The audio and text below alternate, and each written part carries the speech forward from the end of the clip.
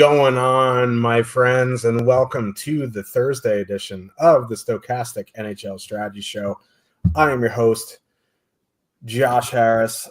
Tyler is the Duck Whisperer. No, he's just the Duck Homer, and if you stack the Ducks on every slate, occasionally it will work out.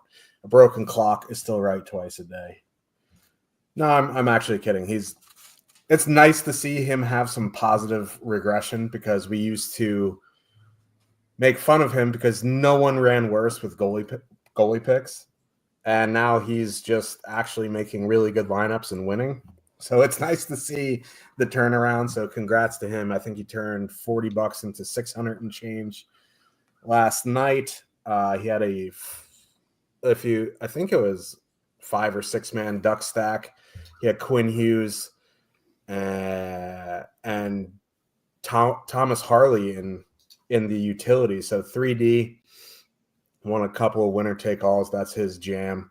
But congrats to you there. Yesterday was a slate. That Donato goal getting overturned really stung the nostrils, but it's all good. Can't hit the nuts if you don't play. If you do hit the nuts tonight, you might be competing for a nice woven blanket from your local grandmother. The prize pool's got a nice trim, but there's still money to be won. We're still going to break it down. It is opening day in MLB as Cliffy rocks his Joe Carter Blue Jays jersey. What's going on? Yeah, not a whole lot. Josh Donaldson, actually, today. I do have a JP Arancibia hanging up. The bringer of rain. In the closet. Yeah, interesting slate last night. Got to shout out Cole Forbin as well. He's smashed from the Discord. He had a smash night. He had a smash night last night. Took down 16K off of about 2K in entries. He had Duchesne and Harley and Robert and the Robertson hat trick. He also had that Anaheim stack with Thatcher Demko and net. Demko had a really good game for the Canucks. So, huge night for Cole Forbin, huge night for Frostback. Congrats to those guys on a really good night on a really bad slate of games.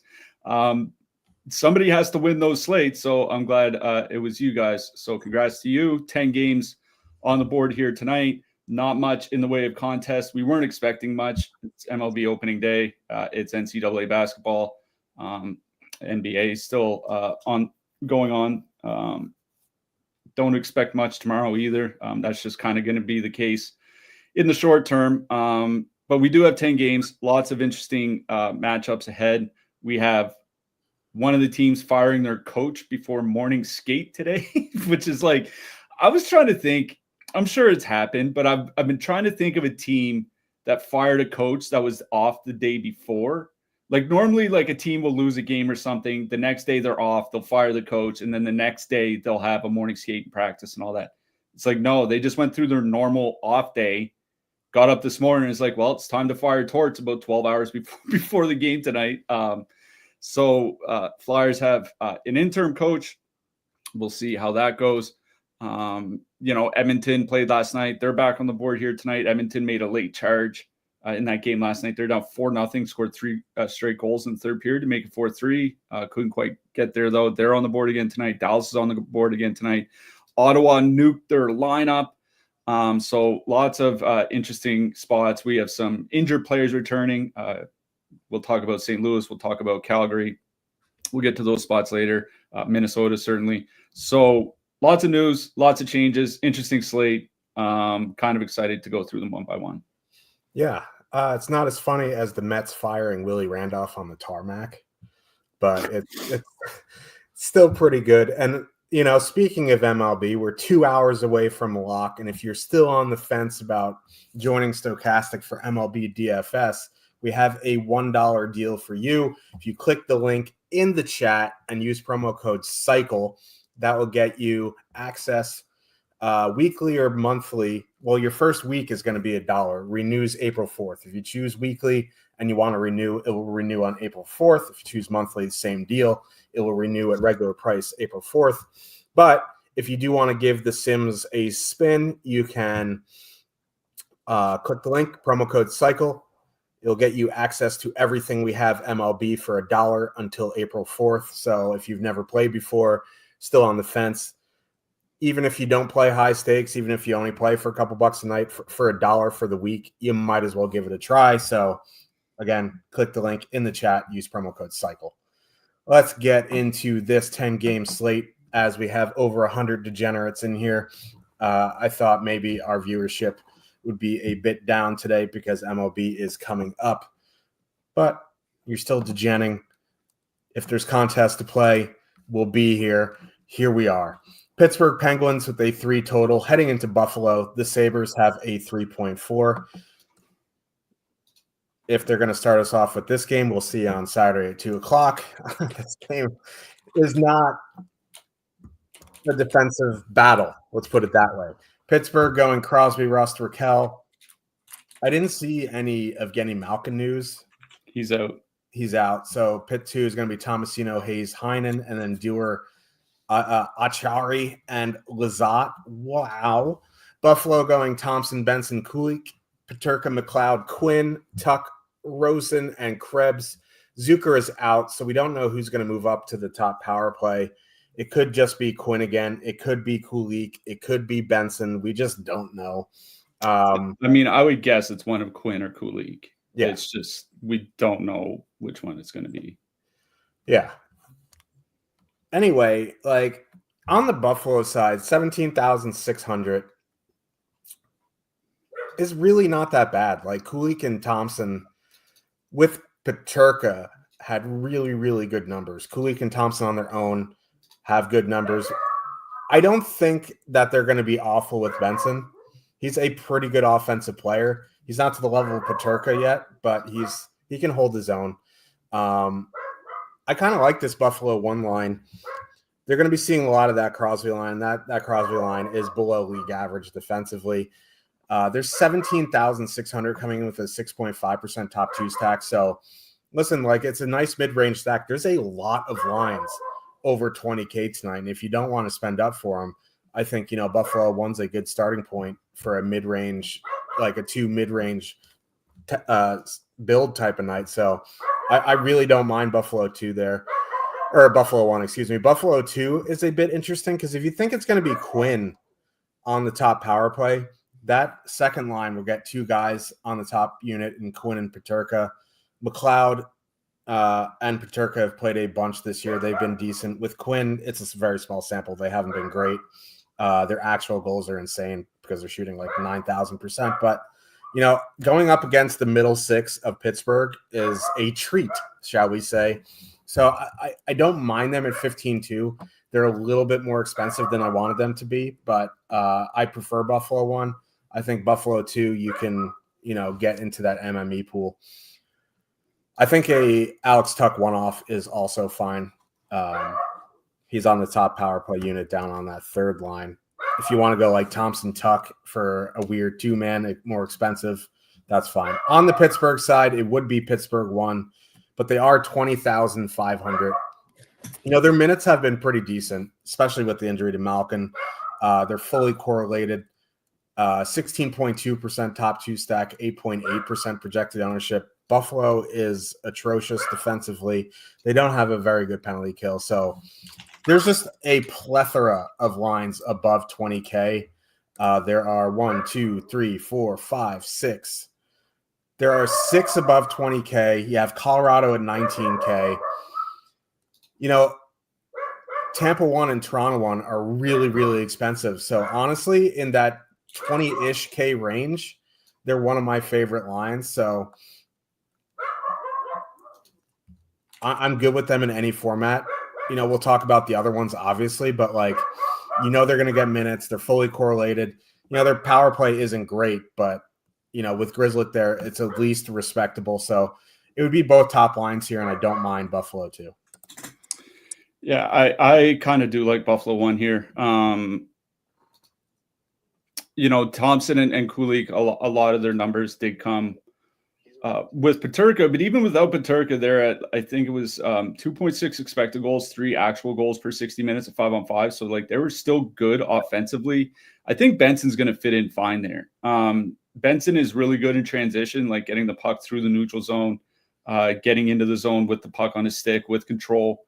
When you have Tage Thompson and Yuri Kulik on your line, that's a very valuable skill. Like just getting the puck into the zone with the puck on your stick and not having to dump it in is very valuable when you have two really good shooters like that.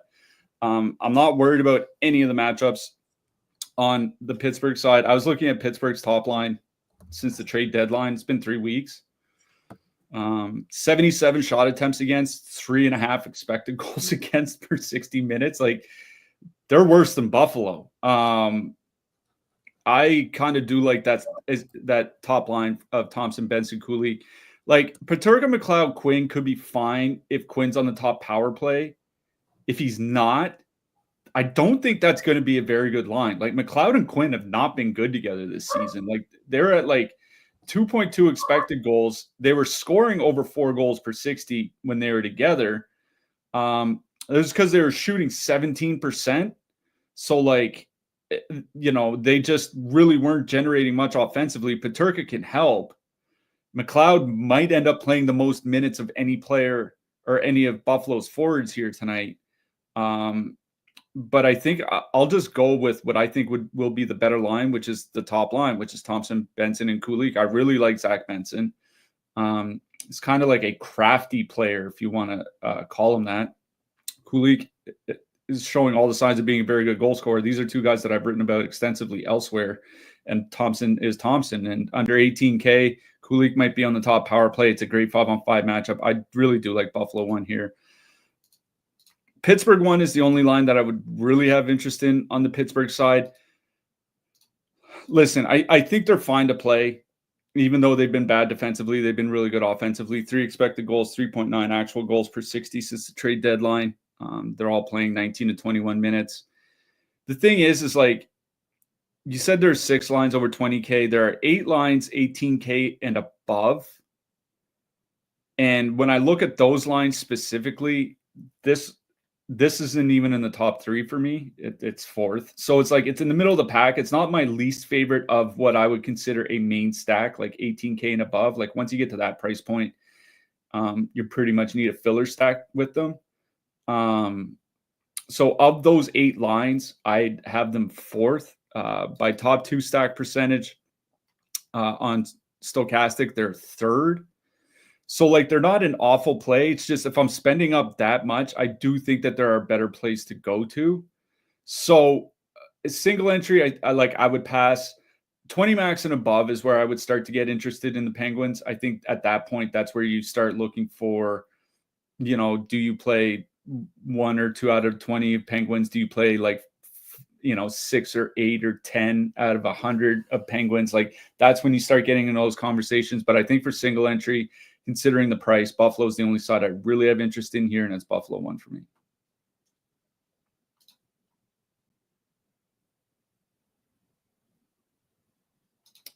Believe you're muted. Forgot. Anyway, Ottawa Senators with a 3.1 total. Heading into Detroit, the Red Wings have a 2.9 total. Ottawa revamped their lines. They're going Kachuk, Pinto, Grieg, Stützle, Giroux, Zetterlund, Cousins, Batherson, Perron. Detroit going Larkin, Raymond, Tarasenko, Kane, DeBrincat, Casper. Now, I'll start on the Detroit side. Moving up Tarasenko is fine, I guess. Like, maybe he helps more offensively than Rasmussen. He certainly doesn't help at all defensively. Like, I don't think that line's going to be good defensively. I think he's just, at this point of a career, just a replacement level player. You know what I mean? Like, he's just a name at this point. I don't particularly love this line, and it's coming in at 10.1% projected, and, they're fine.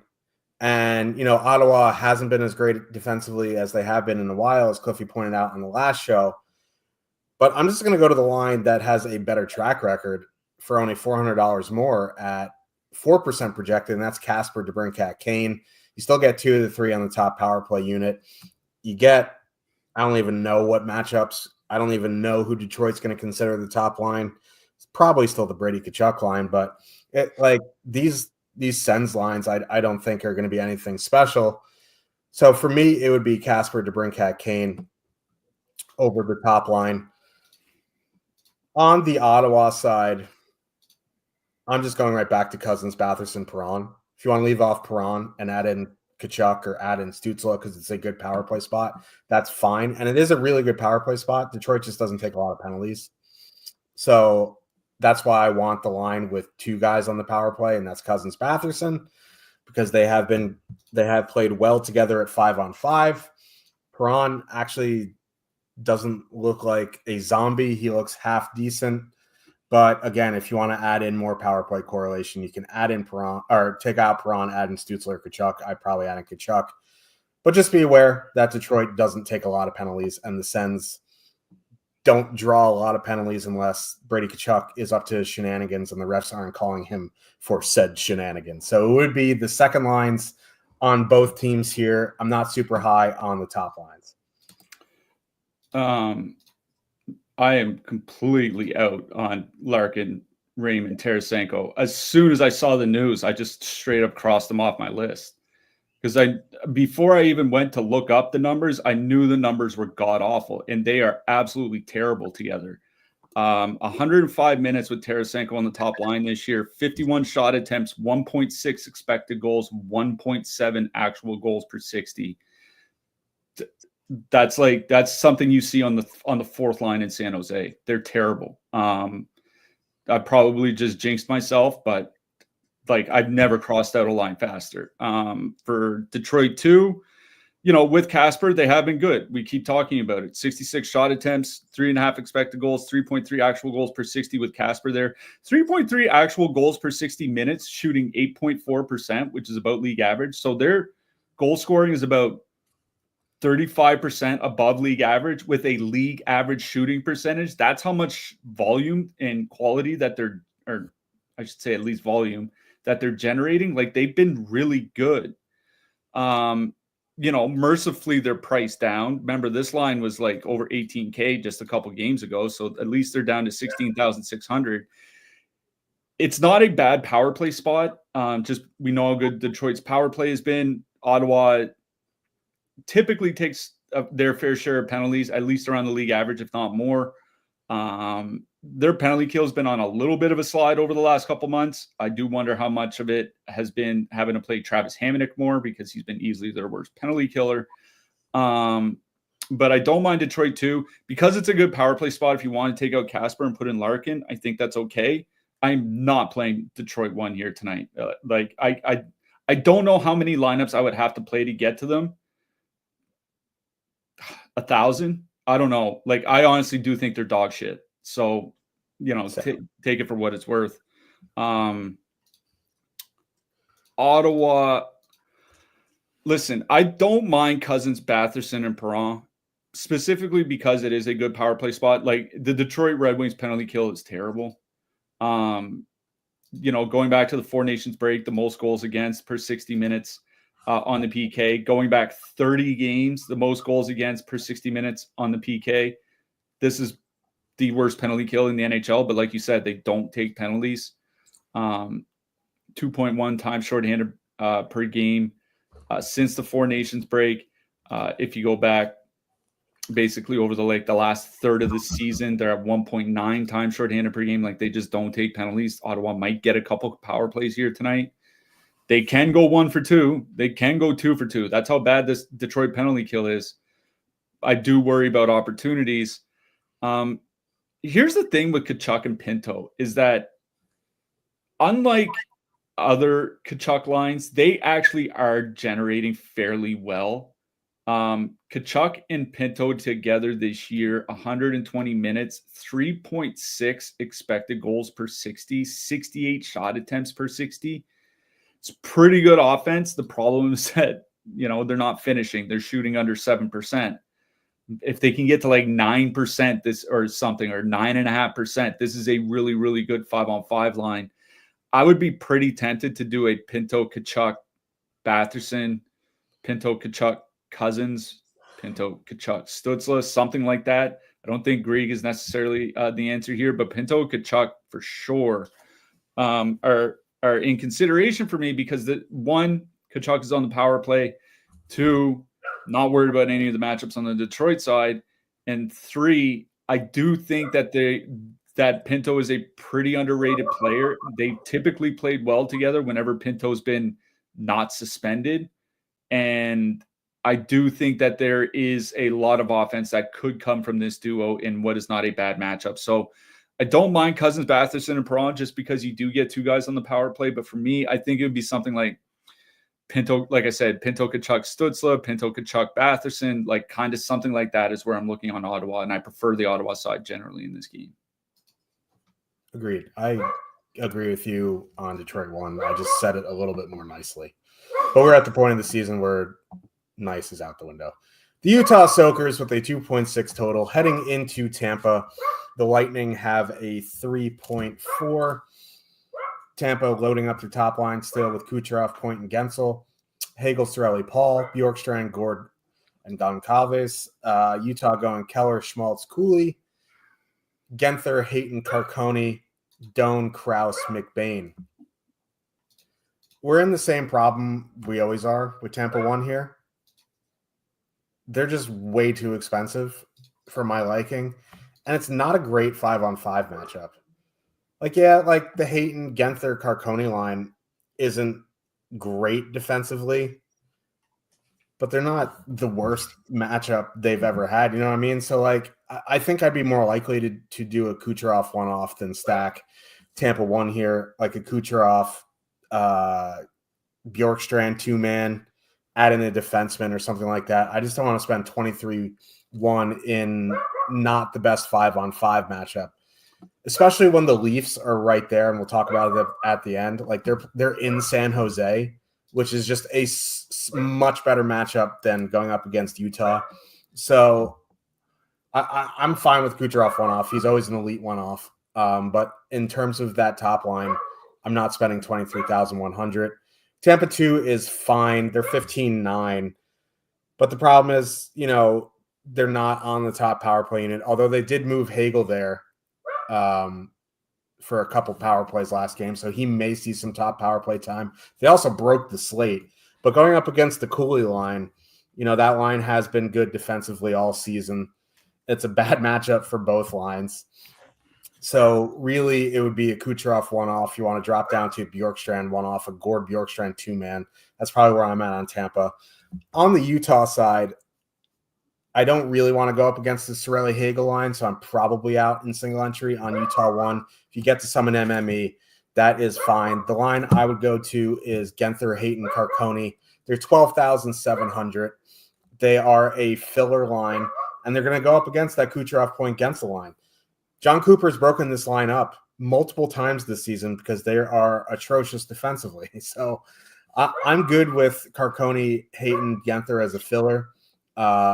If you're power play stacking something unbelievably expensive, a 2-man of Krause, McBain is fine. But really, I think my favorite line in this game is Utah 2 and a Kucherov one-off. Yeah, I think you kind of hit the nail with the comparison to Toronto here. Why I just don't have a ton of interest in Tampa Bay. It's that at 23, I can play them at 23,100 at home against Utah, or I can play Toronto at 23K on the road against San Jose. In that situation, I'd just rather play Toronto. Obviously, it's just such a much better matchup for Toronto, regardless of what defense pairs or line combinations that they face. So it's not that I dislike Tampa Bay and don't think, that they're going to score or anything like that here tonight. It's just that when I think about single entry, and it's the other thing is it's not as if Tampa Bay is projected at 1 or 2% ownership and then Toronto's at 10 or 12%, right? In that kind of case, I'd be like, well, maybe I want to play Tampa. Toronto's projected for less ownership than Tampa Bay is. So if I can get, the line that is in a much better matchup, both at 5-on-5 and on the power play, it's not just one or the other. It's a better matchup for Toronto in both. We'll get to it later. And at a similar price for what is considerably less ownership. Like Tampa Bay's at 7.6% projected. Toronto's under 5. Like that is a reasonable difference when you get that low. So like there's just other line combinations I want to go to. Like by default, then I guess I would go to Tampa 2, Hagel, Cirelli, Paul, 15,900. They have been good together, 3.2 expected goals, 2.8 actual goals. But with none of them on the power play unit, out on the top PP unit, maybe Hagel gets on for a power play or something like that, like he did last game, maybe. Without that, like it's pretty hard for me to stack them at 15,900 when there are other like fully correlated lines in that price range that are facing worse teams. So for me, I agree with you. Like maybe like a one-off Hagel or something like that. I'm just kind of out on Tampa. On the Utah side, like I'm out on Keller, Schmaltz, and Cooley. I don't mind them in like a 20 max, 150, like something like that. But at 17K going up against that Hagel Cirelli line, I just mentioned an Ottawa line facing Detroit that is only $200 more expensive. We'll get to St. Louis a little bit later. We'll get to, Minnesota. We'll get to Washington. Like there are other spots in that price range I'd rather play. I think Utah too is fine for that price. They have been good. 12,700, only 2.5% ownership, 3.5 expected goals, 3.3 actual goals per 60. Dylan Guenther over 4 shots per game since he returned from injury. So, there is some offensive potential here against that top line. But Tampa Bay's penalty kill is pretty good, and they don't take a lot of penalties. I worry about that from Guenther's perspective. So, honestly, I think it's just cheap guys, like you said, like a Krause, McBain, 2-man. Like if you want a one-off Brandon Hagel, that's okay. A 2-man of like Gord Bjorkstrand, like all right. Other than that, I don't have a lot of interest in this game. Yeah, it's kind of I don't want to say like playoff atmosphere type game, but it's just tough matchups across the board. Speaking of tough matchups that don't exist, Montreal Canadiens with a 3.1 total heading into Philadelphia. The Flyers have a 2.9. No Torts. I don't know. Like I know the associate head coach took over for the Flyers. I don't know how long he's been with Torts, if he's like a true Torts disciple, like a Mike Sullivan. Like if he's like Mike Sullivan, their power play is going to be absolutely atrocious. The minutes allocations are going to be similar. It's hard to really know until he starts coaching. That being said, Philadelphia, as far as we know, are going to go Konechny, Michkov, Couturier, Forrester, Cates, Brink, Tippett, Paling, Peltier. Montreal going Caulfield, Suzuki, Slavkovsky, Laine, Newhook, Roy, Gallagher, Dvorak, Anderson. I'll start on the Flyer side. Like I do have some interest in Konechny, Michkov, Couturier. They're 17-6. They're fully correlated. It's a good power play spot. That doesn't mean fuck all because the Flyers. I mean, yeah, is it a good power play spot for the Flyers or a good penalty kill spot for the Canadiens? Touche. Yeah, they are fully correlated. They will get power play time. What that means is they're probably going to be defending odd man rushes in their own zone.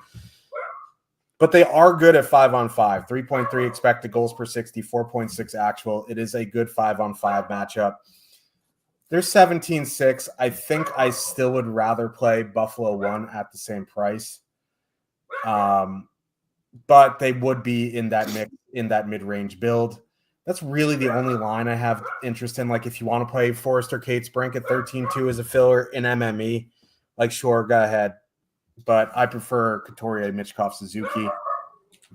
On the Montreal side, Montreal 1 went up to 20,100. Cliffy kind of talked that into existence on the other show. He's like, if they actually got priced like they played, they'd be over 20K.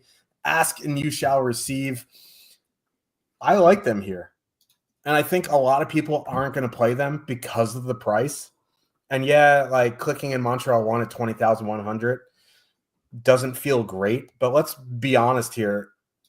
the Flyers with these lines aren't great. Their goaltending situation sucks. Montreal's power play is actually good, and the Flyers penalty kill, it goes how their goalies are going, and their goaltenders aren't very good. So I do like Montreal one here at 20,100. They're coming in at 3.5% projected ownership. They have been one of the best lines in the NHL since the Four Nations break. Again, will I prioritize them over Toronto? If I don't want to pay, my left kidney to roster Matty Nyes, you bet your ass I'd rather play Montreal 1 than Toronto 1. But again, obviously we'll talk about Toronto power play stacks and that kind of stuff. But as it stands, I do really like Montreal 1. I think doing a Line Hudson 2-man is always in play in a good power play spot. It's kind of hard to leave Line out of a good power play spot, but I'm completely fine with full Montreal 1 here. So Montreal 1, Patrick Line. I do like the Couturier line. I still think I'd rather play Buffalo 1 for the same price. Yeah, I'll just reiterate what I said on the last show about Montreal. Over the last 2 years, this has been one of the best 5-on-5 scoring lines in the league. Just this year alone, the Montreal top line's at 4.2 goals per 60 minutes. That's higher than Gensel Point Kucherov that we just talked about. It's higher than Russ Crosby Raquel, which we talked about earlier. It's higher than Barbashev Eichel Stone from a couple nights ago. It's higher than Nyes Matthews Marner. They are outscoring all these lines. Again, the problem had been ice time. Now, they didn't get a ton of ice time in the last game. I think Slavkovsky was around 16 minutes. Caulfield was around 18. Also remind everyone that they got their ass beat 6-1. So there wasn't a real need to play these guys 20 minutes plus. The big thing is the Flyers goaltending, right? I was telling you before the show, I really wish the Flyers had waited one more day to fire Torts. I do wonder if there's kind of a dead cat bounce here tonight where they're just finally free of him. So they actually, I don't know, play well, play hard. I don't know, whatever you want. But at 20,100, I think they have to be in consideration just because of how good they've been at 5-on-5.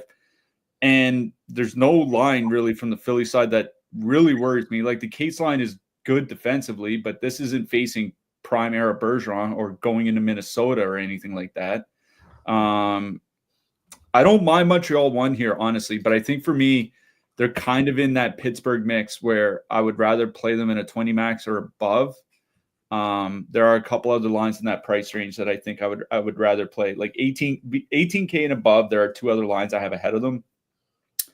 By top 2 stack percentage, they're 5th. I have them 3rd, but they are definitely playable here tonight. So I don't mind Montreal 1. I will mention the Dvorak line. They're at 3.2 expected goals, 3.9 actual goals per 60 since the Four Nations break. I know a bunch of those goals came in that one game when they had 4 goals between them or something like that. But they have been generating well besides that. They don't get a ton of ice time, but they're going to be facing some very, very bad Flyers depth. 10,700, you can play them with your Tampa Bays and Torontos and things like that. So I don't mind a 2-man of Dvorak, Gallagher, Gallagher, Anderson, something like that, whatever you need. So I in a single entry, I kind of think I'm in on that line more than Montreal 1, but Montreal 1 certainly playable. On the Flyers side, 17,600 for Konechny, Michkov, Couturier. You mentioned 3.2 expected goals, 4.5 actual goals per 60 together this season. I think they're a pretty good line. And if they're going to be going up, if they use that Cates line in a shutdown role and send out Couturier, Michkov, and Konechny against the second and third lines for Montreal, that's an advantageous matchup for that Philly side. So I kind of do like that line here at 17,600. I do like them better than Ottawa. I don't like them as much as Buffalo, but I do think they're right there next to them. And you look at the top 2 stack percentage, it's just slightly lower than Buffalo's. It's double what Ottawa's was, the Ottawa Kachuk line that we talked about. So I'm with you. I think I'm in single entry. I'm kind of in more on the Flyers side here than I am Montreal, but I do think there's stuff to like on the Habs side, especially if you're playing MME. Yeah. For a good month there in good power play spots, I was just loading in line A Hudson X and calling it a day. But no, that Flyers line is pretty intriguing. It's just like we don't know this coach's tendencies yet. So I don't know. It's 10 games late. What? Oh, I'm skipping a game here. It's Washington Capitals with a 3 total heading into Minnesota. The Wild have a 2.5. I loaded in St. Louis, Nashville. I was so excited to talk about Dylan Holloway. I got ahead of myself. It will be Charlie Lindgren for Washington. That is of note because he is not as good as Logan Thompson. Minnesota going Boldy, Zuccarello, Rossi, Hartman, Hinestroza, Trennan, Gaudreau, Nyquist, Marcus Johansson. Washington going Ovechkin, Strome, Protas, Wilson, Dubois, McMichael. Also mentioned Marcus Foligno's back, so I imagine he's going to be on one of those middle 6 lines. Probably takes Yakov Trennan's spot, and they call it a day. I don't love Montreal 1 or Minnesota 1. That is no shocker.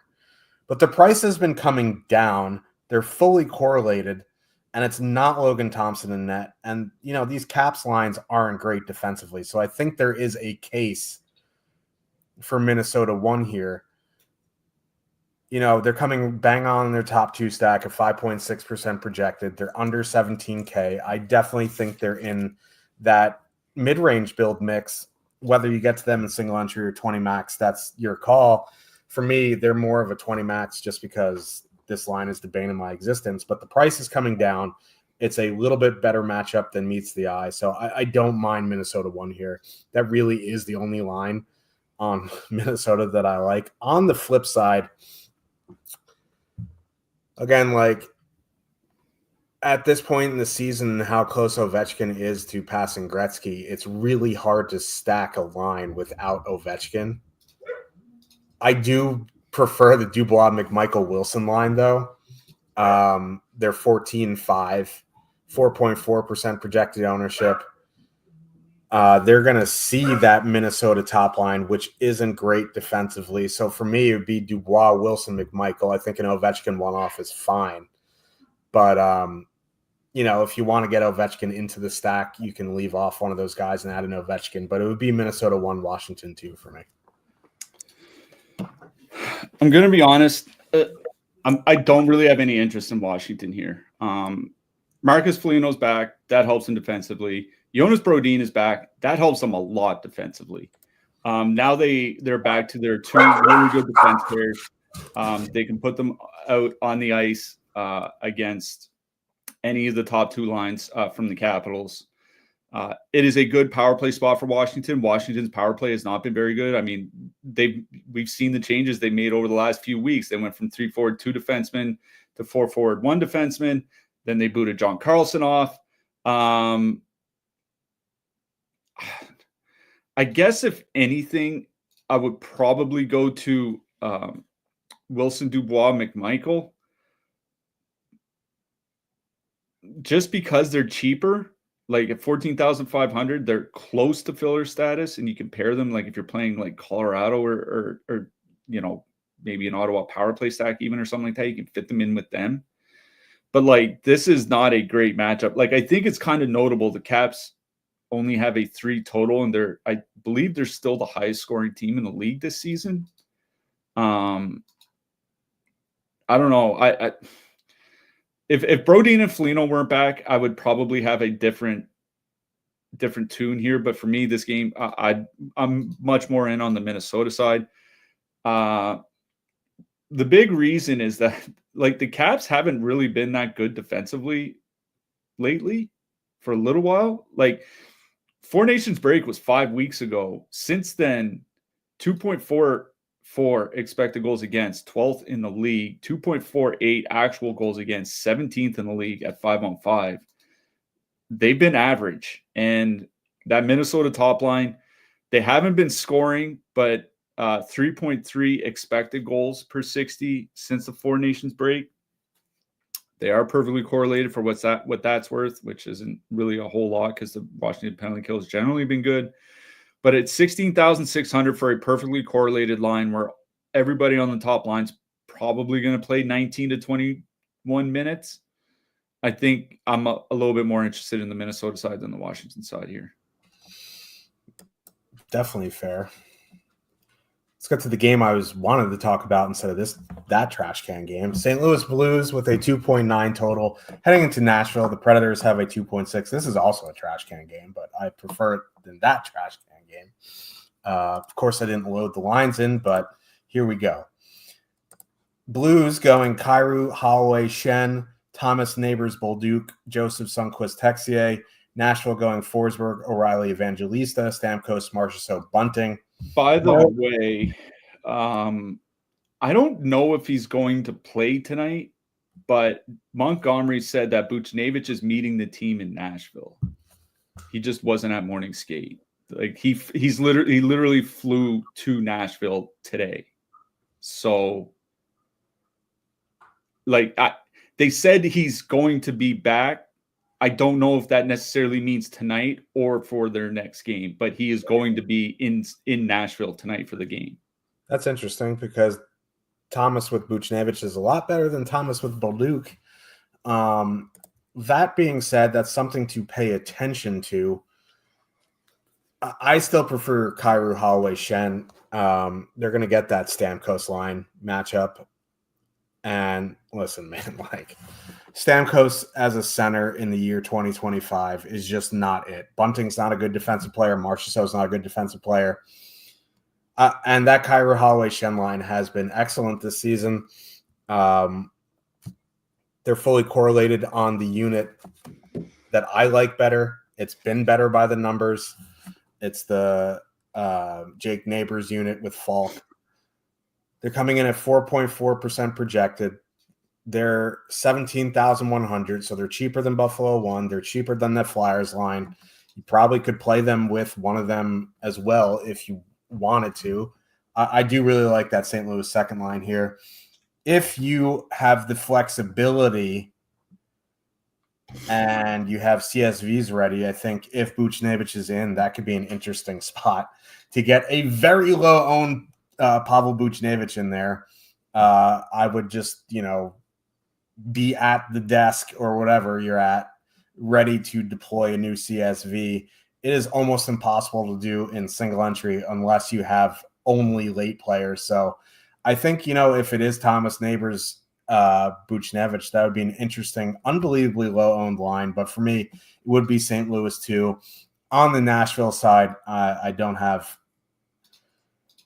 any interest in full stacking. It is a good power play matchup. The Nashville power play has been bad without Yossi, but one-off Forsberg sneaks in there into your CSV, fine. But in single entry, I'm out on Nashville. So since Christmas, the line of Neighbors, Thomas, Buchnevich, 235 minutes of 5-on-5, 2.9 expected goals, 3.3 actual goals per 60 minutes. They have been really, really good at 5-on-5.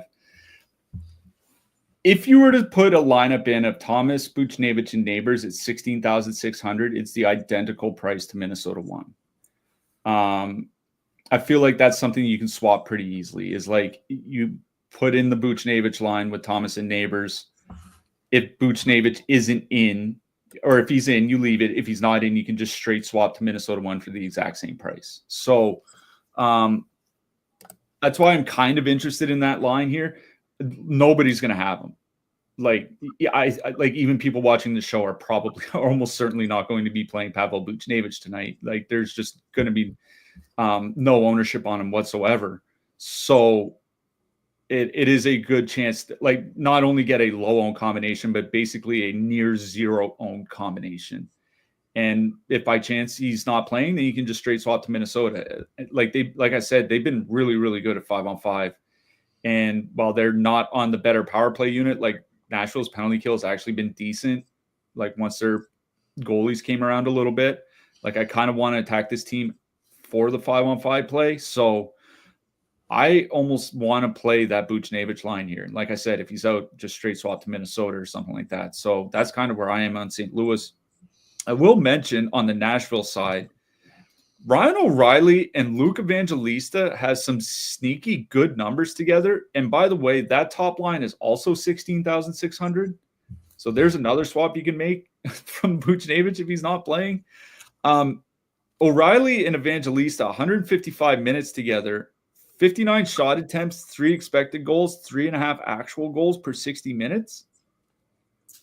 That's pretty good offense. And listen, the Blues have been great defensively. The reason I don't have a lot of interest in Nashville is because the Blues have been great defensively with a terrible penalty kill. But the only thing worse than the St. Louis penalty kill is the Nashville power play without Roman Josi. You know what I mean? They're honestly at like 4.4 goals per 60 minutes without Josi. It is Philadelphia Flyers-esque.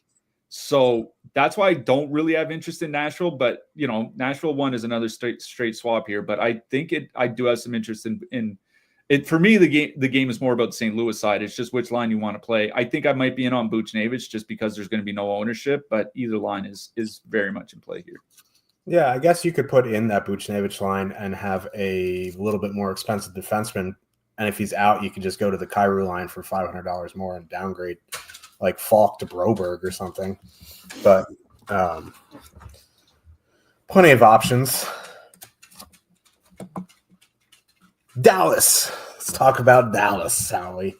Dallas Stars with a 3 total heading into Calgary. The Flames have a 2.6. Dallas played last night. They quickly reunited Hintz, Rent, and Robertson, Duchesne, Granlund, Marchment, and then Johnston, Ben, Dodonov.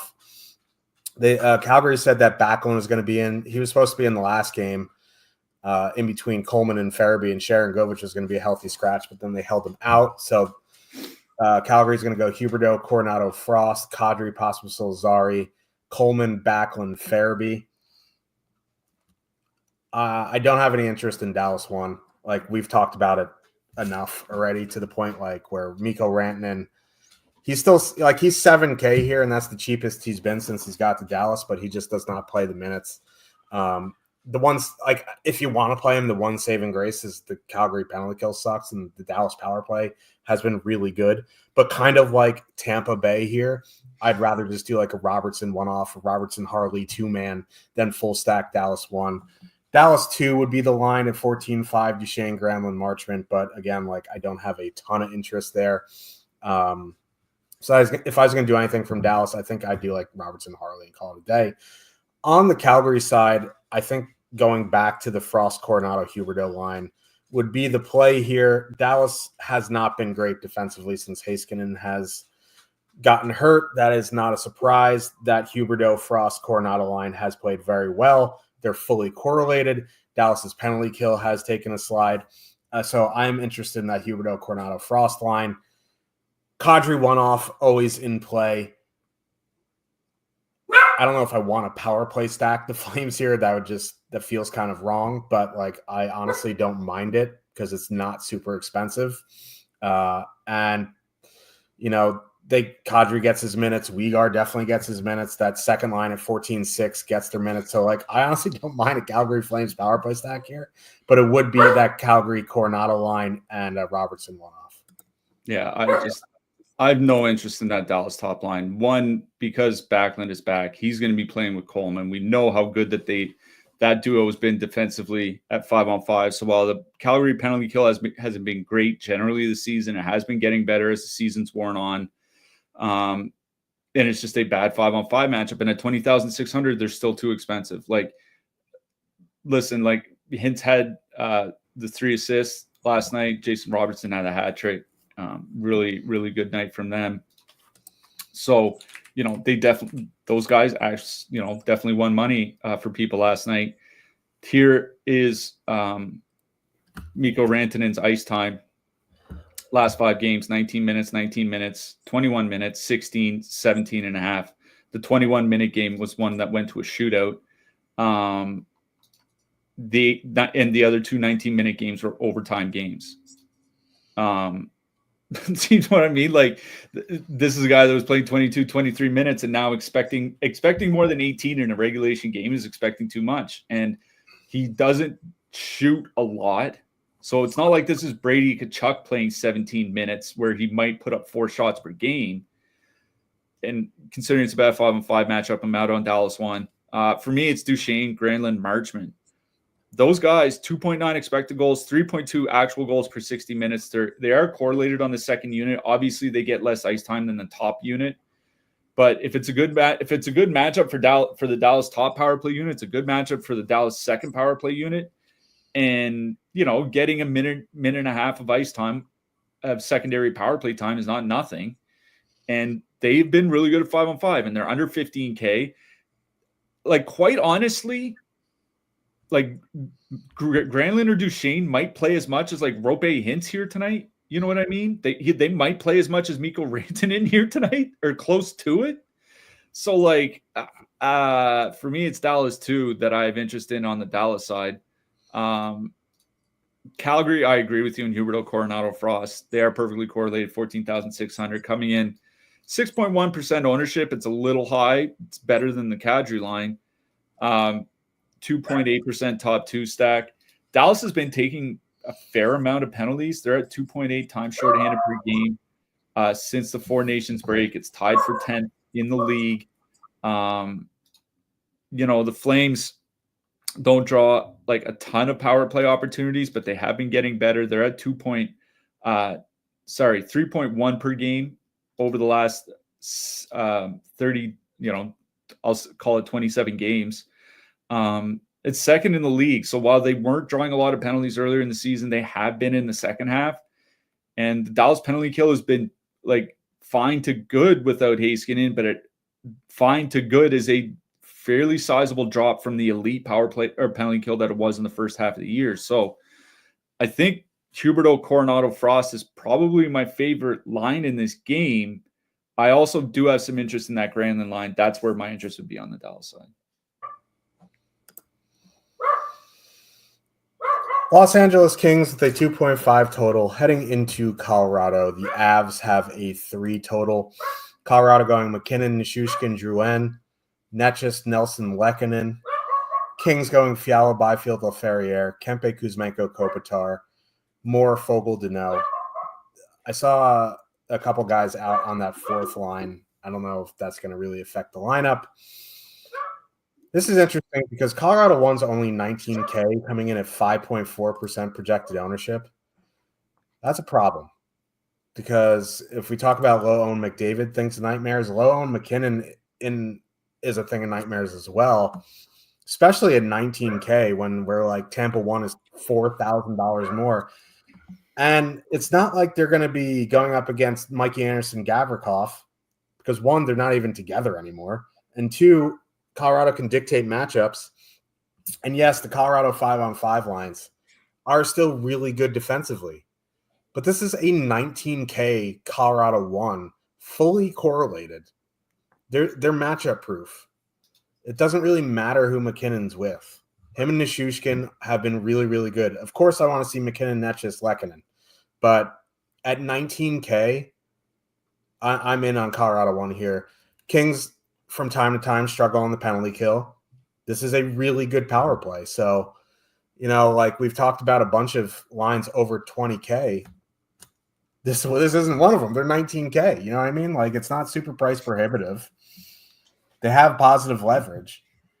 And they're not going up against one of the best shutdown pairs in the league because they're not together. And while Drew Doughty has improved from the start of his season, giving Drew Doughty 25 minutes is not going to be great for your team defensively. So I'm in on Colorado 1 here.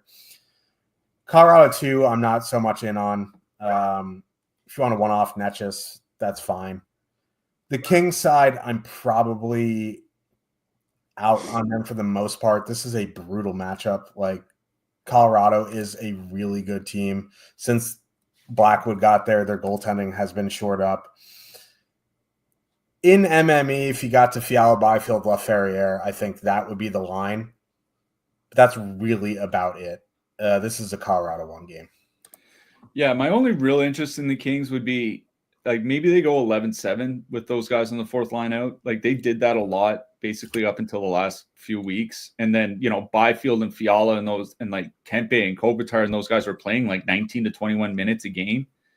When they were lately playing four lines, like 18 minutes is about the most you could expect from the top guys like Byfield and Kempe and all that. So like, if they were to get 21 to 22 minutes, maybe I'd have some interest, but this is a bad matchup. So my interest is solely on the Colorado side.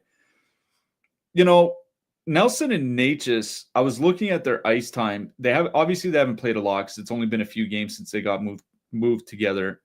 Natchez got moved off the McKinnon line, but 74 shot attempts, 3.2 expected goals in their 50-some minutes together.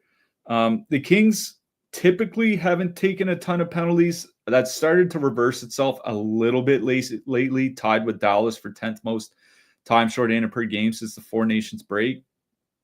That's obviously, it's not super high or anything. Like they're nowhere near like San Jose or Buffalo territory. But, all you have to do is give this Colorado power play 2 or 3 opportunities and they can easily bury one. I don't mind either of the Colorado lines here. Like, I do think both are playable. Like, I get not wanting to play McKinnon considering his individual projected ownership is like 8% or something like that. And that's always terrifying. But for me, this matchup is more about 5-on-5 play than it is about the power play. So I don't mind playing Colorado 2 if you want to go to a mid-price stack. But for me, it's Colorado 1. Like, 19K, perfectly correlated. Nichushkin and McKinnon probably playing over 20 minutes. By top 2 stack, they're the number 6 line on the board, and they have the highest top 2 stack of any line under 20K. So for me, this is a Colorado 1 game. I honestly don't mind playing Colorado 2, though, if you want to play a couple mid-price lines, or if you want to play like, if you want to play an expensive defenseman tonight, if you want to play a Makar or a Bouchard or a Dahlin, I don't mind playing Colorado 2 instead. Edmonton Oilers with a 3 total. Heading into Seattle, the Kraken have a 3 total. Edmonton back-to-back on the road here. They're going to go, as far as we know, Nugent Hopkins, Arvidsson, Podkolzin, Hyman, Henry, Kapanen. I think Skinner got hurt, so who knows if he's going to play. Seattle going Beniers, Kakko, Neiman, McCann, Tolvin, and Burakovsky. Right, Eberle, Schwartz. These Seattle lines have been together for 2 games, so take this with the absolute grain of salt. But they're not generating a goddamn thing. The Beniers line, 1.4 expected goals, 2.3 actual. The right line, 1.8 expected goals, 0 goal actual.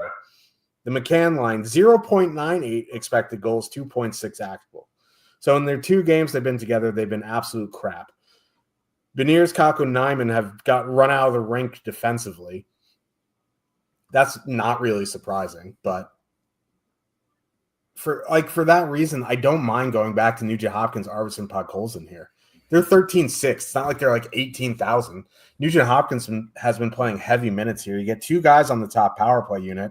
The Seattle penalty kill is bad. Not that, Edmonton's power play is super dangerous without McDavid and Draisaitl. But those their power play's gone. I think it's 4 for 11 in the 2 games without McDavid and Draisaitl. Well, yeah, I know it's nuts. But like the thing is, like those minutes matter, and they're under 14K at 4% projected ownership in a good matchup. So I do like Edmonton 1 here. You want to go to Edmonton 2, that's fine. I think what you could do if you wanted more power play exposure is leave off Podkolzin and add in Hyman, and the line's still like not super expensive. It's only 17.6, which is the same price of Buffalo 1 and the Flyers top line. If you want a filler, straight up Edmonton 1's fine. You want a little bit more expensive for the power play, you can add in Hyman. So I do like that Edmonton top line. On the Seattle side, Beniers, Kakko, Neiman, 13.3% projected ownership. I'm never going to play a super chalk Seattle line. They're fully correlated, and it's back-to-back on the road for Edmonton, but like I'd rather go elsewhere. I think, I'd go to Wright Eberle. Like, I know all these offensive numbers are absolutely atrocious, but it's been 2 games, and we've both talked about Wright with line mates is interesting. So, like, I have no interest in Beniers Kako Neiman at 13.3%. I'd be more likely to go to Wright Eberle Schwartz at 5.5%. I don't like the idea of heavily owned Seattle. It's up there with the Islanders for me as the least favorite chalk. I don't love Seattle, but they do have a 3 total. Edmonton's back-to-back on the road. So I think it would be Wright Eberle. Yeah. I'm not playing chalk Kraken on a 10-game slate. It's just not something that I'm going to do. If anything, I honestly think I would go to McCann, Tolvin, and Burakovsky. Like, at the very least, McCann and Burakovsky have scored goals together this year, 2.9 goals per 60. It's not like great or anything, but it's above average, and above average is about as much as you can ask from the Seattle Kraken at this point.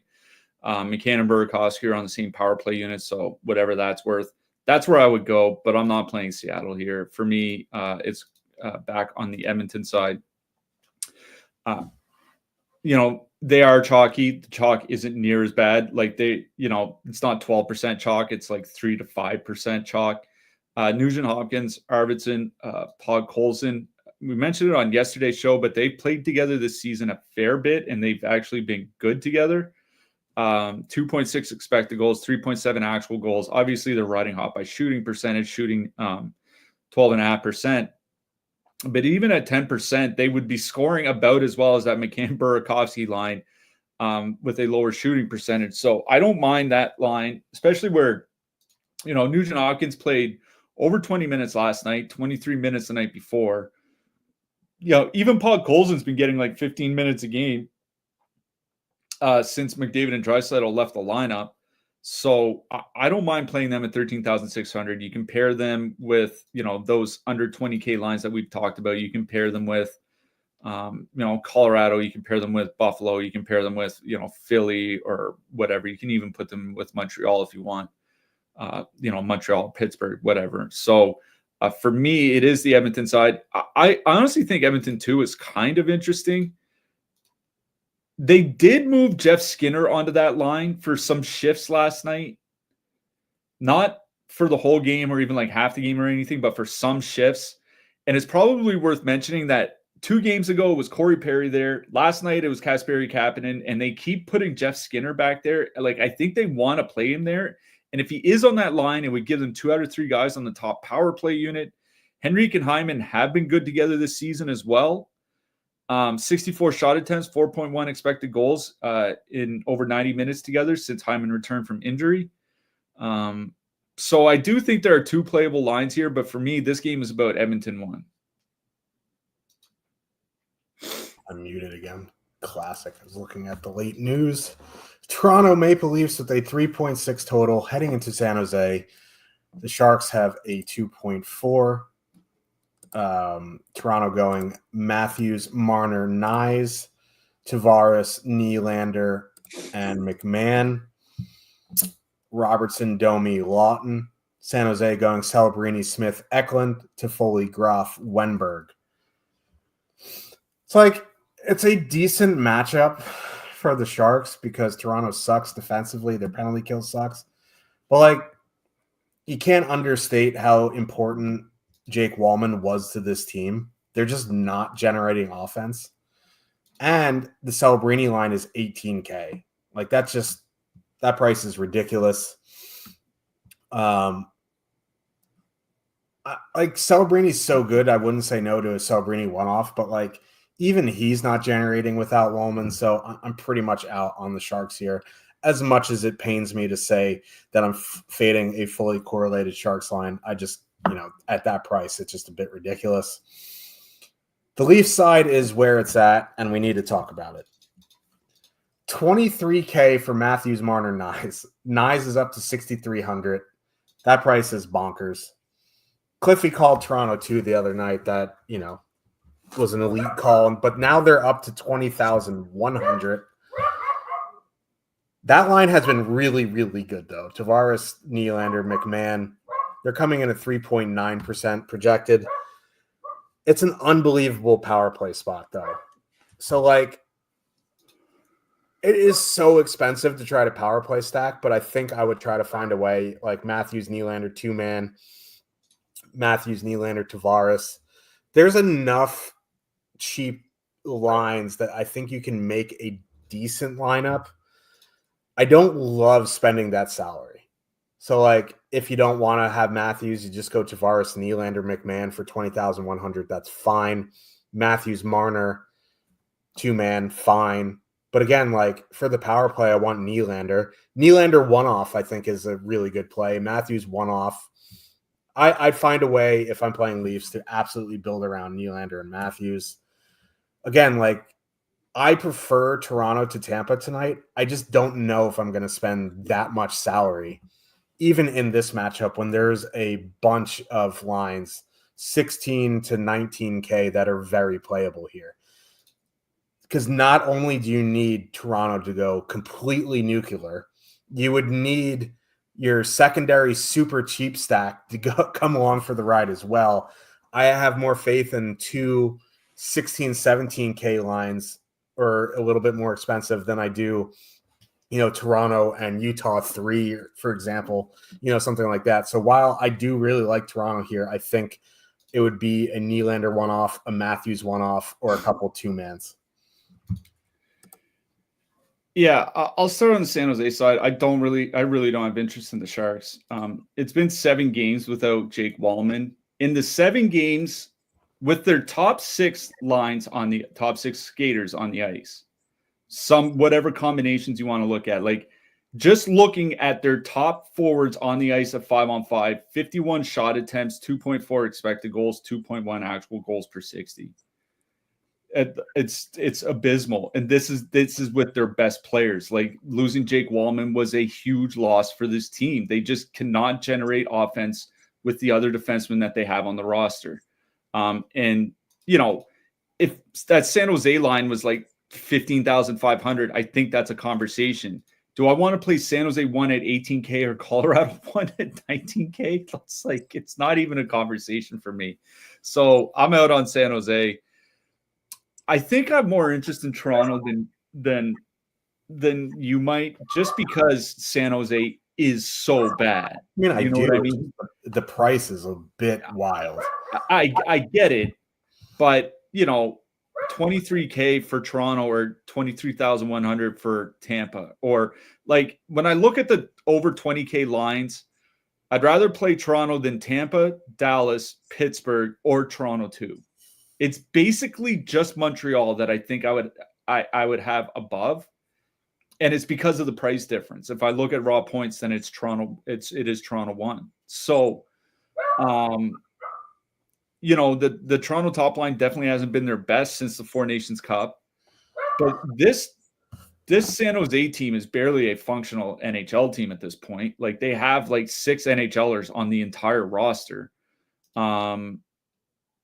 That the top line, I was looking at Celebrini and Eklund without Toffoli and Wallman, 3.1 expected goals against, 4.2 actual goals against. The second line, Toffoli and Wenberg without Celebrini or Wallman, 3 expected goals against, 3 actual goals against per 6. Like, these guys are awful. Their penalty kill is terrible, and they take a lot of penalties. Like, this is far and away the best spot on the entire slate. If people don't want to pay up for Toronto, I get it. I normally almost never do. We almost also never see teams this bad either. And this, I was telling you before the show, this feels like a classic Leafs letdown spot where they're facing a borderline AHL team and somehow managed to lose 4-1. But this is the team with the highest total on the board, in the best spot on the board, with, I don't know, one of the 3 best players on the board. Like, I do have interest in Toronto 1. If you want to take off like Marner or Nyes and put in Nylander or something like that, I think that's fine. But at the very least, I would have interest, like you said, in a Matthews one-off, Nylander one-off. I do have some interest in stacking the Leafs here. Yep. Let's talk about some defensemen here. As soon as I find them, there they are. At the top of the board, we have Makar at 7,500, Bouchard 7,200, Dahlin at 67, Harley 66, Matheson, Weegar, Hedman, Sanderson, Cedar. I don't particularly love the top range. Obviously Makar's always in play. I think he's an interesting one-off. Bouchard at 7,200 is a bit expensive, but it's a pretty good spot for him. His minutes have kind of gotten a little bit more consistent. I know there was that one game he played 18, but he's generally been above 20 since then. I'm fine with it. I wish he was a bit cheaper, maybe drop down to Wallman there. I don't mind Harley. I think he's in a pretty good spot. Weegar at 6,300. But other than that, I'm probably in the mid-range or cheaper guys. Yeah, Makar's at the top, 13.1 DK points, but Dahlin is not that far behind him at 12.85. So Dahlin has a much better point per dollar value. I do like Dahlin here tonight. It is a really good matchup for Buffalo. They're not going to get very many really good matchups for the rest of the season. This is certainly one of them. I'll also shout out Jake Sanderson. I'm usually not a big proponent of Sanderson, but this is possibly the best power play matchup that the Ottawa Senators will ever get against Detroit. So I don't mind Sanderson. So for me, it goes Dahlin, Makar, Sanderson at the top. In the mid-price range, Jacob Chychrun, certainly for Washington, getting that top power play time for the Caps is pretty important against a bad penalty kill like Minnesota. So I think he's in there. Like Vince Dunn from Seattle, I think is just fine. All the Buffalo guys, I have power, but if you want to play Byram instead, I think that's fine. Devin Taves, certainly for Colorado. Essa Lindell for Dallas is not in a bad spot to grab some block bonuses. Philip Broberg, I don't like the price of 4,400. And I know he's coming off that huge game, feels like chasing points, but that's a game where I'm more focused on the 5-on-5 and even strength play than I am the power play. So I'm not that worried that he doesn't get the power play time. So I don't mind Broberg either. For the cheaper guys, Jonas Brodin is back from Minnesota. He's certainly in play. Matt Grzelcyk for Pittsburgh, he's obviously in play. Adam Larson is projecting well at Stochastic. Vladislav Gavrikov, the same. Though I do worry about ice time if they do go 11-7. I hate to say it, but Cody Ceci, he gets ice time, man. All he has to do is step in front of 3 shots. Kevin Ball for Calgary, if you want to get super cheap. Ryan Lindgren and Ian Cole, the others under 3K. Yep, let's talk about goalies, even though no one really wants to, but we have to. I don't really like this goalie slate. I never like any goalie slate, but if I'm spending up, it would probably be for Mackenzie Blackwood. I don't mind Joel Hofer at 8K. Really, the Blues issue is the penalty kill, and Nashville's power play is atrocious. Ullmark at 7,900, I think, is fine. Don't mind Gustafson at 7,800. If you're spending down, it would probably be for Dustin Wolf. Dallas back-to-back on the road. I guess you could play Decord or Saros. I don't particularly love them here. I don't really want to play Vejmelka or Georgiev either, so it would probably be Wolf spending down. Maybe even Ukko-Pekka Luukkonen or Alex Lyon, but I don't love any goalies here, so I think it would be Blackwood 1, Hofer 2, Ullmark 3. I do want to throw out that while we were on the show, Big Save Dave was confirmed for Los Angeles Kings tonight. Oh, no. Just for anybody that might have been interested in playing Colorado. Joseph Woll is at the top of the board for Toronto, 8,500. Just because there's so much shutout equity. He's fine if you have the salary. Andre Vasilevsky is $100 cheaper. I don't mind him either. I think the guy at 8K or above that I really do have interest in is Joel Hofer. Again, Nashville's power play has been really bad without Yossi. It's the one thing that has really killed the Blues. So I do think it's a good 5-on-5 matchup for them. So I don't mind Hofer. So for me, it'd be Woll, Vasilevsky, Hofer amongst the expensive guys. Mackenzie Blackwood is fine too, I think. He's projecting well. He's at 8,200. The Kings, sometimes struggle to score. I know they've had a couple big games recently. That's not very typical of them. For the cheaper goalies, like Linus Ullmark kind of stood out to me. Like if Detroit doesn't get there on the power play, I don't think Ullmark gets lit up at even strength. So I don't mind Ullmark. I also mentioned Ryan Lindgren, Charlie Lindgren. I know he's not as good as Logan Thompson, but like Minnesota's really, really had their trouble scoring of late. And Dustin Wolf at 7,100 is playable. I would almost rather go to UC Saros at 7,400. I just feel a little bit more comfortable than facing Dallas. But yeah, I think Wolf and Saros certainly both in play here tonight. This dog is on one today. But yeah, I don't know if we'll be back tomorrow. We have to see what GPPs look like. I'm gonna say fairly comfortably there won't be a show tomorrow. There's just too much other stuff going on. They are gonna nuke the NHL GPPs. Yeah. Who do you like if you're a hat trick pick? Matvei Michkov. Against your team. Yep. Going Matt Coronado. Go Flames, go. Go Flames, go. Good luck, everybody, tonight. If you're playing MLB, that locks in under an hour. Promo code CYCLE will get you access for $1 until April 4th. Good luck, everybody, tonight. We'll see you in the Discord. Blue Jays game delayed. Go Joe Carter. Good luck tonight, everyone.